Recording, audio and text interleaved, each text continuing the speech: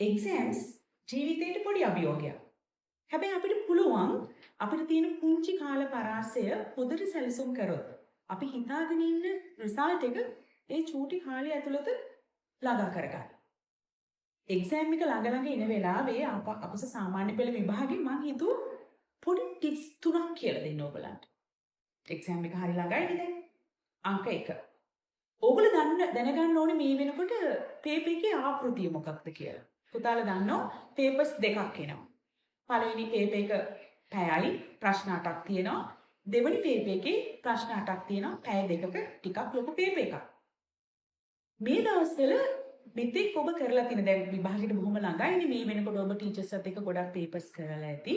ඒ ටික හොඳ එකට එක තැනකට අරගෙන පොඩ්ඩක් ස්ටඩි කරන්න.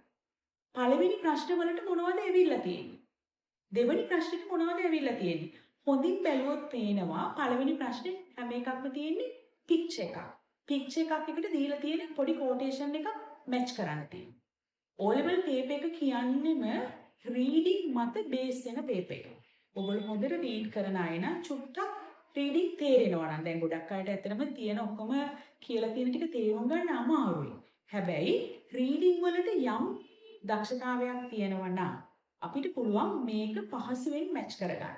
ඉතින් මේ දවස් ටිකේ ඔබට පුළුවන් පළවෙනි ප්‍රශ්න කීපයක් ඔබ කළ නැවත ස්ටඩි කරලා ඊළඟට මේ අවුරුද්දේන පළවෙනි ප්‍රශ්නෙට රෙඩි වෙන්න. එතකොට අපි දෙවෙනි ප්‍රශ්නේ ගත්තොත් එහෙම හරිම ලේසි. on, in, at, between වගේ නිපාත එහෙම නැත්නම් conjunctions ටිකක් තමයි ප්‍රශ්නෙට ඇතුළු කරලා තියෙන්නේ. පුතාලට පුළුවන් මේ දවස්වල ওই වචන වල පොඩ්ඩක් තේරුම් බලා ගන්න. හරිම පහසුවක් වෙයි විභාගේ පහසුවෙන් කරන්න. ඊළඟට picture description ඕන තරම් කරලා තියෙනවා. දීලා තියෙන වචන ටිකක් ගලප ගන්න තියෙන්නේ. ඒ නිසා ওই වගේ පහසුවෙන් කරගන්න පුළුවන් ප්‍රශ්න ටික මේ දින කීපය ඇතුළත වැඩි බරක් ලොකු weight එකක් දීලා කරන්න බලන්න. ඊට පස්සේ 4 5 මම එනවා 6 වෙනි ප්‍රශ්නෙට. ඔයාලට තියෙන ලොකුම ප්‍රශ්නයක් තමයි 6 වෙනි ප්‍රශ්නේ. මොකද 6යි 8යි කියලා කියන්නේ ෆස්ට් පේපර් එකේ ලියන්න තියෙන්නේ. සම්පූර්ණයෙන් writing. මොනවද 6 වෙනි ප්‍රශ්නෙට එන්නේ? notice එකක් එනවා. note එකක් එනවා. announcement එකක් එනවා. සමහර විට report එකක් එන්න පුළුවන්. මේ අපි ගත්තොත් පහුගිය ඉතිහාසයේ 2016 ඉඳලා මෙහාට 2018න් පස්සේ note එකක් ඇවිල්ලා නැහැ.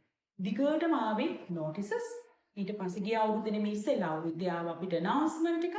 ඒ නිසා ඒ ටික බලාගෙන ගිහින් මේ ඔක්කොම ටිකට හොඳට රෙඩි වෙන්න මේ දවස්වල.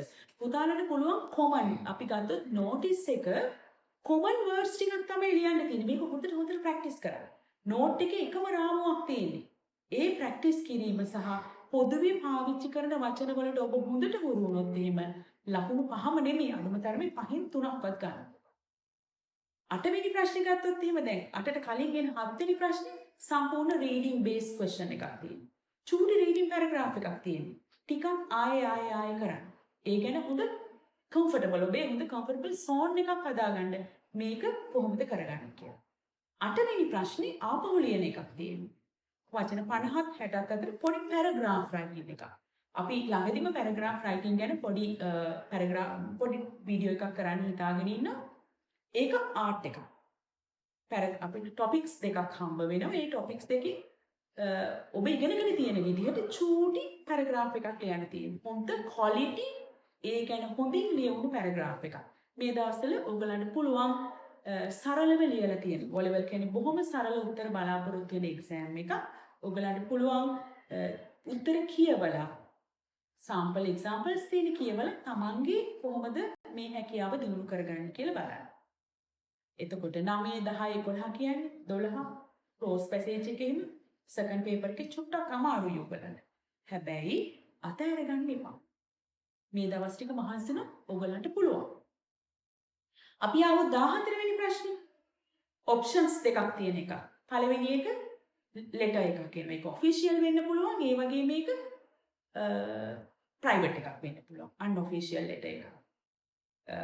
ඒත් එකම ඊළඟ option එක තමයි ඔයගලන්ට pie chart එකක්, bar chart එකක් එහෙම නැත්නම් table එකක් කියනවා. මේ ප්‍රශ්නේ ගොඩක් දරුවෝ අතාරිනවා. මේක අතාරින්න ඕන ප්‍රශ්නයක් නෙමෙයි. ඔබ කීපයක් හොඳින් ප්‍රැක්ටිස් කරොත් එහෙම ඉතාම හොඳ ලකුණකට යන්න පුළුවන් ප්‍රශ්නයක්. ඒ නිසා මේ පුංචි කාලේ ඒ සඳහා හොඳට වැය කරන්න. ඊට පස්සේ 15 ටිකක් ලොකු රීඩින් කම්ප්‍රිහෙන්ෂන් එකක් එන්නේ. කම්ප්‍රිහෙන්ෂන් එක පොඩි කියවලා දී ඇති ප්‍රශ්න වලට උත්තර දෙන්න. හැබැයි විවිධාකාර ප්‍රශ්න මල්ටිපල්ස්, එතකොට අන්ඩර්ලයිනින්, quotations විවිධ ප්‍රශ්න අහන ප්‍රශ්නයක් තමයි මේ 15 වෙනි එක. 16 essay. ඔප්ෂන්ස් 5ක් විතර හම්බ වෙනවා ඔයගොල්ලන්ට. ඔප්ෂන්ස් පහෙන් අත අරින්න මේපා කියලා මම කියන්නේ පේපර් එකේ වැඩිපුරම ලකුණු ලැබෙන ප්‍රශ්නේ තමයි 15 වෙනි ප්‍රශ්නේ. ඔයගලන්ට පුළුවන් essay එක තෝරගන්න, ඔයගලන්ට පුළුවන් ආටිකල් එක තෝරගන්න, ස්පීච් එක තෝරගන්න. හැම ස්පීච් එකකම ගොඩක් වෙලාවට ස්ටාර්ට් එක එකයි, එන්ඩ් එක එකයි. එතකොට මේක චුට්ටක් ප්‍රැක්ටිස් කරොත් 15 ඕනේ නැහැ. අපිට ලකුණු 10ක් ගන්න, 8ක් ගන්න මේ චූටි කාලය ඇතුළත ඔබ ප්ලෑන් එකකින් වැඩ කරොත් පුළුවන්. ඔය මම අංක 1 යටතේ කියපු කතා කරා. අංක 2 දන්නවද මොකක්ද කියලා? ඒ තමයි ඔයගොල්ලෝ එක්සෑම් එකට ගිහපුවාම තියෙන ටයිම් මැනේජ්මන්ට් එක. ෆස්ට් එකට පැයයි තියෙන්නේ ප්‍රශ්න 8ක්. සෙකන්ඩ් එකට පැය 2යි. ප්‍රශ්න 8ක් තියෙනවා. ටිකක් ලොකු ප්‍රශ්න ටිකක්. ඒ නිසා ඔබේ නිරන්තර ප්‍රැක්ටිස් එක ඔබ ඊටාම හොඳ රිසල්ට් එකකට යන ශිෂ්‍යයෙක් බවට පත් කරાવી මේ චූටි කාලේ හොඳට මේ සඳහා වැය. ඒ නිසා මම කියන්නේ මේ දවස් 2 3 4 හොඳට පේපර් එකක් අරගෙන මේ පැය ඇතුළත එක්සෑම් එකේ ඉන්න හොඳට ප්‍රැක්ටිස් එකක් ගහගන්න. මේ වෙනකොට ඔබට ටීචර්ස්ලාගෙන් විවිධ ප්‍රශ්න කියන්නේ උපදෙස් ලැබිලා තියෙනවා. කොයි ප්‍රශ්නද ඔබ ඉස්සෙල්ලා කරන්න ඕනේ, කොයි එකද ඊළඟට කරන්න ඕනේ, ඒවත් අනුගමනය කරන්න. නමුත් ඔබ ඔබම වෙන්න. ඔබට පහසු විදිහට පේපර් එක කරන්න ඒ කාල සීමාව ඇතුළත.